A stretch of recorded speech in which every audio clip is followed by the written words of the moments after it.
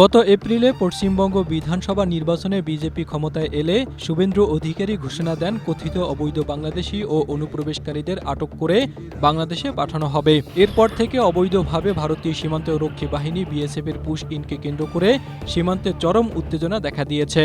যদিও ভারত থেকে বাংলাদেশে অবৈধভাবে লোকজনকে ঠেলে দেওয়া নতুন কোনো ঘটনা নয়, তবে অন্তর্বর্তী সরকারের সময় থেকেই এটি বাড়তে থাকে।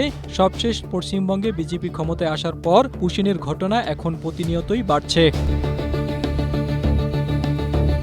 তবে বিএসএফের অবৈধ পুশিন ঠেকাতে বেশ কঠোর অবস্থানে রয়েছে border guard Bangladesh BGB. Push in ঠেকাতে সীমান্তে টহল জোরদার করেছে তারা। পাশাপাশি অনেক জায়গায় স্থানীয় লোকজনও পুশিন ঠেকাতে বিজিবিকে সহযোগিতা করছে। বাংলাদেশ ও ভারতের মধ্যে 4096 কিলোমিটার স্থল সীমান্ত রয়েছে। এর মধ্যে অর্ধেকের বেশি সীমান্ত রয়েছে পশ্চিমবঙ্গ রাজ্যের সঙ্গে। এছাড়া ত্রিপুরার সঙ্গে রয়েছে 856 কিলোমিটার, মেঘালয়ের সঙ্গে 443 কিলোমিটার, মিজোরামের সঙ্গে 318 কিলোমিটার এবং আসামের সঙ্গে রয়েছে 263 কিলোমিটার সীমান্ত।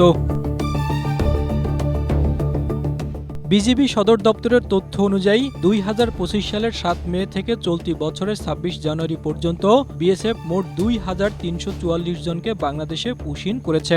এরপর গত 7 মে পর্যন্ত কোনো পুশিনের ঘটনা ঘটেনি। তবে 8 মে মৌলভীবাজারের কুলাউড়ার মুড়িছড়া সীমান্ত দিয়ে নারী শিশুসহ 10 জনকে বাংলাদেশে ঠেলে পাঠায় বিএসএফ।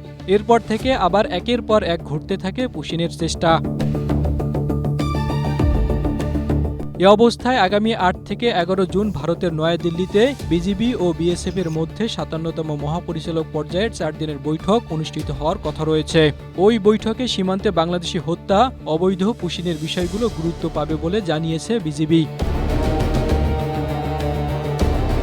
এদিকে পুশিন করার জন্য ভারত বাংলাদেশ সীমান্তের উপরে বিভিন্ন এলাকায় লোকজনকে জড়ো করছে বিএসএফ। প্রায় সব এলাকাতেই এ ধরনের তৎপরতা চলছে। পুশিনের আশঙ্কায় বাংলাদেশ সীমান্তের প্রায় 70টি সম্ভাব্য ঝুঁকিপূর্ণ এলাকাও চিহ্নিত করেছে বিজিবি, যার মধ্যে রয়েছে যশোর, সাতক্ষীরা, ঝিনাইদহ, চুয়াডাঙ্গা, চাঁপাইনবাবগঞ্জ, জয়পুরহাট, নওগাঁ, ঠাকুরগাঁও, পঞ্চগড়, নেত্রকোনা, মৌলভীবাজার, হবিগঞ্জ, ফেনী, লালমনিরহাট, খাগড়াছড়ি, কুড়িগ্রাম ও ব্রাহ্মণবাড়িয়ার অনেক দুর্গম সীমান্ত অঞ্চল। দৈনিক আজকের পত্রিকায় প্রকাশিত এক প্রতিবেদনে এসব তথ্য উঠে এসেছে। জাহিদুল ইসলাম, এশিয়া পোস্ট।